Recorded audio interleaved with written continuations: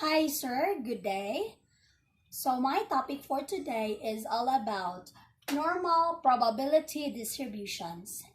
By the end of this video, you will learn how to interpret graphs under normal probability distributions and how to find its area under standard normal curve.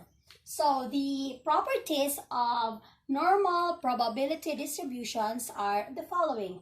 First is the continuous random variable, which means that it has an infinite number of possible values that can be represented by an interval in the number line.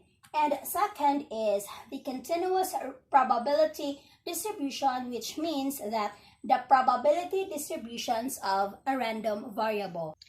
Next is normal distribution. A normal distribution has a continuous probability distribution for a variable x, random variable x. And this normal distribution has the most important continuous probability distribution. And the graph, example graph of this normal distribution is this one. So as you can see, this part here is called the mean, which is equals to median, and which is equals to mode. So the three are the same in this part.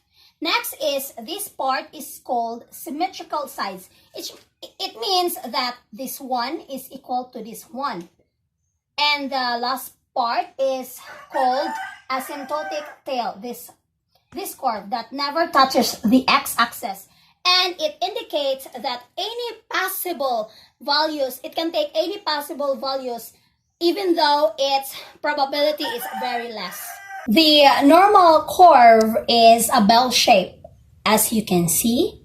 And the total number of area under the normal curve is 1, which means that this area is 0.5 and the other area is 0.5 because they are symmetrical. And the normal curve never touches as it approaches to x, as even though it goes farther and farther away from the median. This part is the median. Next is the probability density function, or PDF. A probability density function is a discrete probability distribution that can be graphed with a histogram. So here you can see this part is the probability density. Note that for continuous probability distribution, you can use this PDF, this probability density function. So there are two requirements for PDF. The total area under the curve is equal to 1, and the function can never be negative. Note for that one. And this part here, you can see the graph of standard normal distribution with the probability density at this part.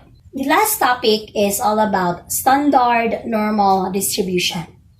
Standard normal distribution is a normal distribution with a mean of 0 and a standard deviation of 1.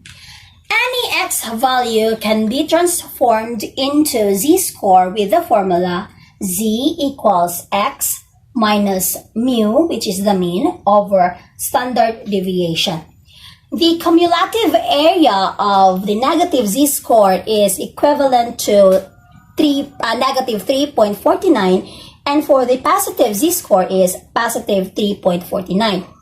The cumulative area increases as the z-score increases.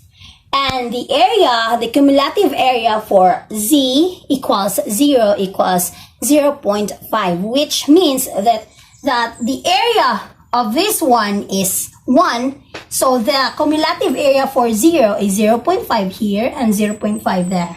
For better understanding, I prepared two examples. So first example, find the area under the standard normal curve of z equals negative 2.53.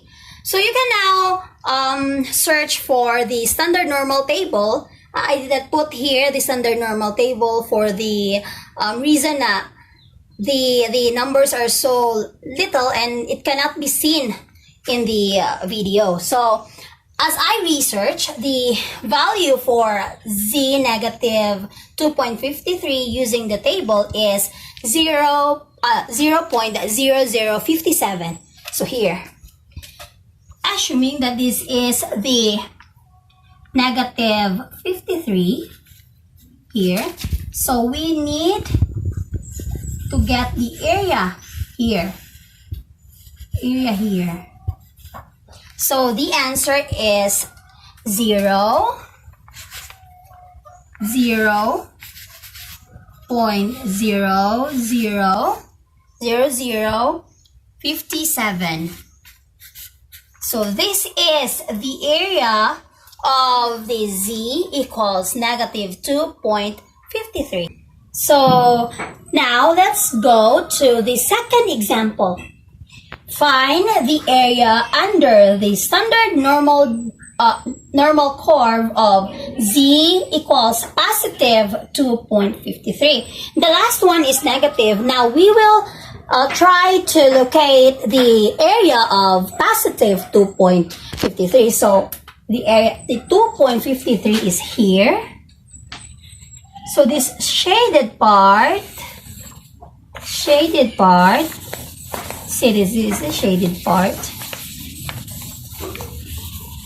This area is equivalent to 0.9943, this area. Now the question is, find the area under the standard normal of z equals 2.53. So the one that we need to get is this part here. How to get that? So we all know that the total area of the standard normal distribution is 1. So 1 minus the area here, which is 0.9943 equals 0.0057. So it is 0.057 here. The answer is 0.57 here. The answer for the question number 1, example number 1, is 0.0057. They are similar to example 2, which means that that standard normal distribution has its symmetrical area. So the here is same as there. So thank you for listening, and I hope that you can learn something from my video. Thank you.